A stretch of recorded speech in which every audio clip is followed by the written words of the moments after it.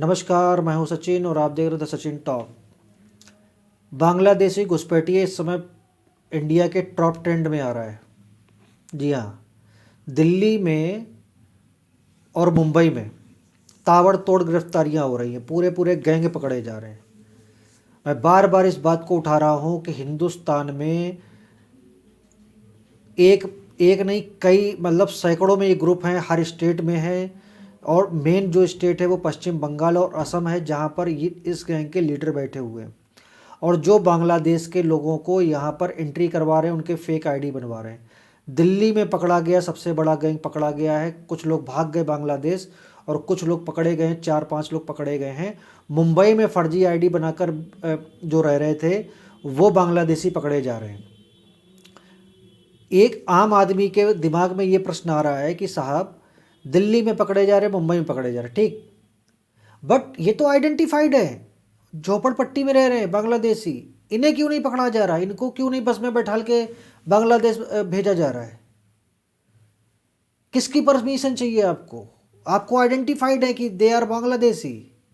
इसके बावजूद आप किसका इंतजार कर रहे हैं कि वो कुछ लोग जो है सुप्रीम कोर्ट चले जाएं? इसका इंतजार कर रहे हैं आप? किसका इंतजार कर रहे हैं आप? मैं योगी सरकार से पूछना चाहता हूं कि उत्तर प्रदेश के हर जिले में बांग्लादेशियों ने अवैध झुग्गी झोपड़ी बनाकर और जिस तरीके से वो इंटरनल सिक्योरिटी को थ्रेट पहुंचा रहे हैं, एक तरीके से देश की सुरक्षा के लिए खतरा बने हुए हैं, उनको आप क्यों नहीं निकाल रहे हैं? क्या प्रॉब्लम आ रही है आपको? अरे आपके अधिकारी महाकुंभ देख लेंगे, आपके मंत्री महाकुंभ देख लेंगे, आप मॉनिटरिंग कर रहे हैं, लेकिन ये जो मुद्दा प्रदेश में और प्रदेश में जो सबसे बड़ा ज्वलंत मुद्दा बना हुआ है कि आपके लखनऊ में नगर निगम के कर्मचारियों को पीट दिया गया और आपके लोगों ने सिर्फ बुलडोजर चला के मामले को शांत कर दिया। उन अधिकारियों से आप नई नगर निगम के पूछ रहे हो कि ये बांग्लादेशियों को इस कंपनी में क्यों भर्ती किया गया?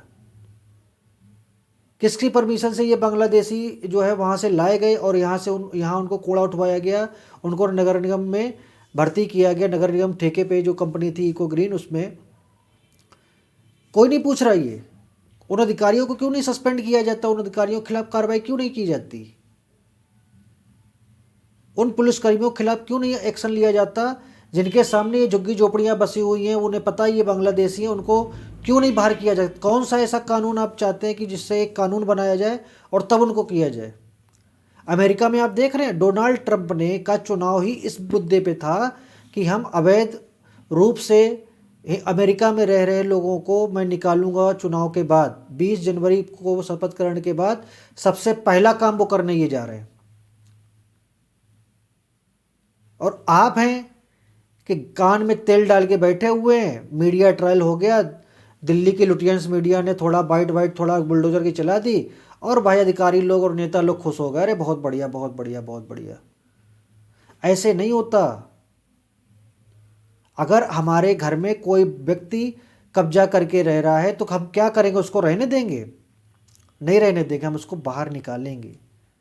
हमारे पास वो सारे मैकेनिज्म हैं, लेकिन आप नहीं निकाल रहे हैं। क्यों नहीं निकाल रहे हैं? इसका कारण योगी आदित्यनाथ और देश के गृह मंत्री अमित शाह को देना चाहिए। क्यों नहीं आप इन लोगों को बाहर निकाले? पूरी पूरी दिल्ली झुग्गी झोपड़ियों का एक शहर बना दिया दिल्ली को। आज अरविंद केजरीवाल जिस बांग्लादेशियों के समर्थन में खड़े हुए हैं। आज जब दिल्ली में ये पूछा गया वहाँ के नेताओं के द्वारा कि केजरीवाल जो है बांग्लादेशियों को यहाँ पर लाकर उनका वोट बैंक बना रहे हैं, उनको मकान दे रहे हैं, तब वहाँ पर केजरीवाल ने कहा कि ये कैसे आ रहे हैं? और उसका प्रश्न जायज है कि देश की सुरक्षा का जिम्मा है केंद्र सरकार के हाथ में। केंद्र सरकार के पास इंटेलिजेंस ब्यूरो है, सीबीआई है, बीएसएफ है, ठीक, आर्मी है। उसके बावजूद ये लोग क्यों आ रहे हैं? और सबसे इंटरेस्टिंग क्वेश्चन आज जो आया, पश्चिम बंगाल की मुख्यमंत्री ममता बनर्जी ने कहा, सीधा सीधा आरोप लगाया आज प्रेस कॉन्फ्रेंस करके कि बीएसएफ जो है बांग्लादेशियों को हिंदुस्तान में एंट्री करवा रही है। सबसे बड़ा सनसनीखेज खुलासा उन्होंने आज किया। बाकायदा उन्होंने लोकेशन बताई है, इस्लाम नगर के नाम से।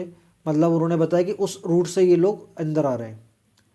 तो इस रिपोर्ट को आप अगर देख रहे हैं, एक सच्चे नागरिक होने के नाते मेरा आपसे निवेदन है कि इस वीडियो को ज़्यादा से ज़्यादा शेयर करिए, लोगों तक ये आवाज़ पहुंचनी चाहिए, ये जानकारी पहुंचनी चाहिए कि आपके आसपास रह रहे बांग्लादेशी रोहिंग्या आपके लिए खतरे की घंटी कभी भी बजा सकते हैं। क्योंकि जब वो नगर निगम कर्मचारियों को और उस महिला कपड़े फाड़ सकते हैं तो आपके खिलाफ भी वो एक मूवमेंट ला सकते हैं, और वो किसी भी टाइम पे उन्हें जब उनका आका वहाँ से बोलेगा बांग्लादेश के कि भाई चढ़ाई कर दो इनके ऊपर, तो आप समझ लीजिए उनके पास खोने के लिए कुछ नहीं है।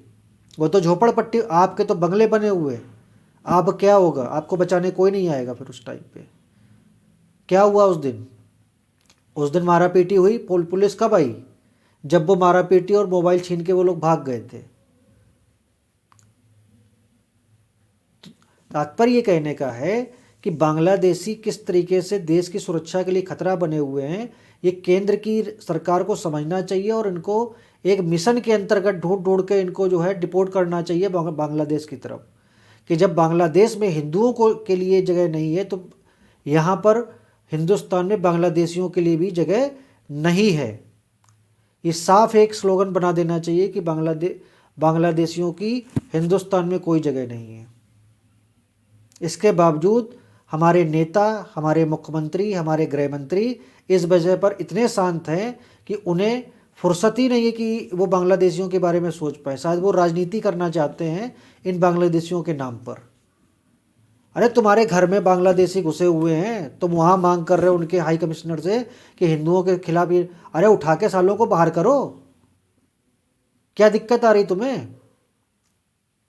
लेकिन नहीं, हमें तो राजनीति करनी है, हमें तो राजनीति करनी है साहब। आम जनता पिटती रहे, हमें क्या मतलब। बाबा जी को दिखाने के लिए अधिकारियों ने बुलडोजर चलवा दिया, बस बाबा जी खुश हो गए।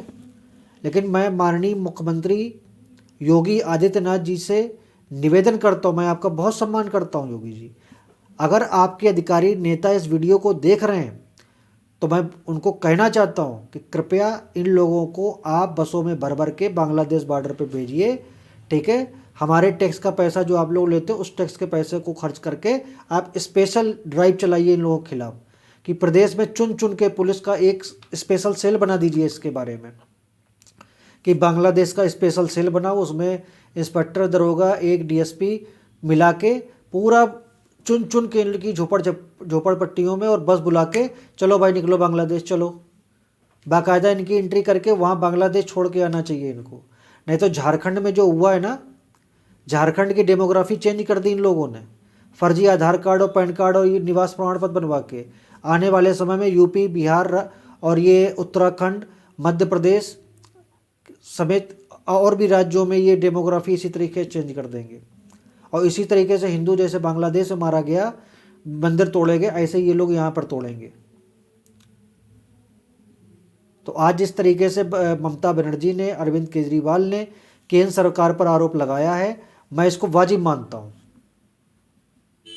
कि बिना किसी चूक के, बिना किसी उसके ये लोग आ नहीं सकते। भाई हमारे घर में कोई बंदा आएगा बिना मेरी परमिशन के आ जाएगा? नहीं आएगा। कैसे आ सकता है? आप खुद सोचिए, एग्जाम्पल के तौर पे सोचिए आप कि आपके घर में कोई आ रहा, क्या आपके परमिशन के आ जाएगा? नहीं आएगा। कोई ना कोई तो ऐसे लोग हैं जो वहाँ पर पैसा खा के किसी भी तरीके से कुछ ना कुछ गड़बड़ हो रहा है वहाँ बॉर्डर पे, जिस वजह से ये लाखों लोग यहाँ पर एंट्री कर गए।